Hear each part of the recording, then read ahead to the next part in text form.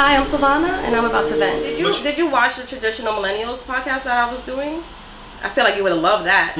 This is the stuff that we covered all the time, and then I have a male co-host. Yeah. So it will be literally this type of banter, and other people calling in and chiming in and joining in. But you see, that's the thing. All right, but one thing I've learned too. It's two things with that, because I know there's two things like I said earlier. But there's two things even with that. What I've learned too is niggas just sometimes be pretending to be like to fit in, and then there's other people that are pretending because they don't want to look crazy. Oh yeah, no, that's not what it was. Our shit was raw, like, and because like I am always on the side of a woman, and you do something with a man who is biased towards a man, like I wasn't with I'm never a part of no bullshit. That's a fact. Okay. So it was just real. It was real, and it was real, and it was frustrating too, at times. What would you say would be the most frustrating topic? Maybe the colorism. Maybe that colorism was frustrating for you.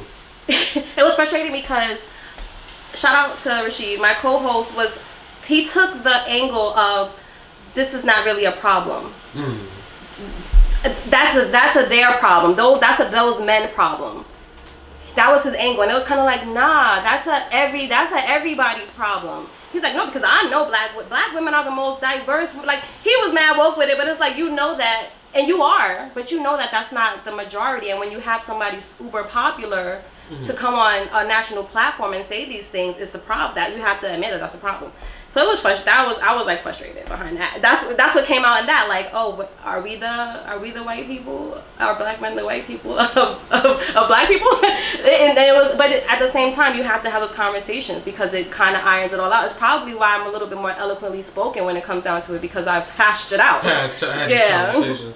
It's a weird fucking balance of masculinity and understanding that shit was toxic, and you know, cause we going through therapy right now on a larger scale. Like, we are unpacking things that we have been told were okay for centuries.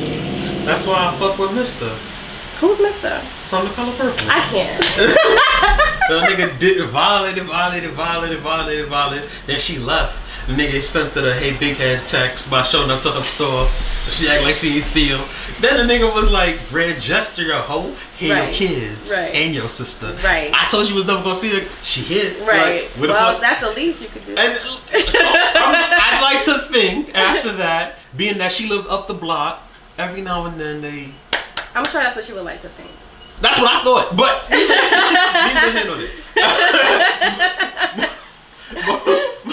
my point was, alright, so like just trying to keep some sort of masculinity, but still being like sort of like compromising, and you know, like. Do you feel like you have to let your masculinity go in order to do that? There's moments. There's moments, but I've kind of realized, like, with those moments, that shit could be toxic. My masculinity it should never even be a thought, because it's there. Right. You're masculine. Talk about it. So it feel like that's your flex in general. Your flex is that you're able to let that go. That's the flex of a man. It is a flex of a man, but it's like, it's still, but that's not to say this shit don't hurt. Like, this shit hurt. My nigga, like, you know, like, I'm pretty sure if I would have showed the shit that I do with my daughter to me 10 years ago, I'd have been like, you understand what I'm saying? Right. And now I'm trying to overcome these stigmas and types. Is it too much to ask for a little bit of patience?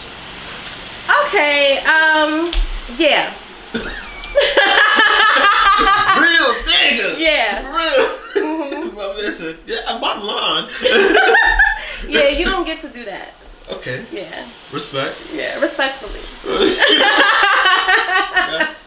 Exactly. Like, don't ask for the patience. Ask for help. Ask for guidance. Ask for guidance. No, it's not. Because patience is like, wait till I get there. Okay. Guidance and help is like, how can I get there quicker? Teach me. Show me. Are you patient enough to teach a nigga that type of shit? Overall, for the betterment of the people, absolutely. Like, overall, I feel like we all should. I haven't. If you're willing, if you're coming to me for it, I'm not going to teach you, and you ain't asking. Yeah, you don't want to. That's what I'm thinking. Alright, because I haven't gotten to the point of like trying to teach a person that don't know anything. You understand what I'm saying? Like, I don't know. Like learning things, and like I've never been a fan of like, I've always been a fan of like, if you ask, I'll put you on, but I ain't never been a fan of like, right, nigga, I'm why? trying to tell you some Because supreme type shit right here, bro. Person got to be willing to learn. Yeah. Mindset got to be willing to want to know. This is the Conversational Lush. I just vented. Be sure to like, comment, and subscribe.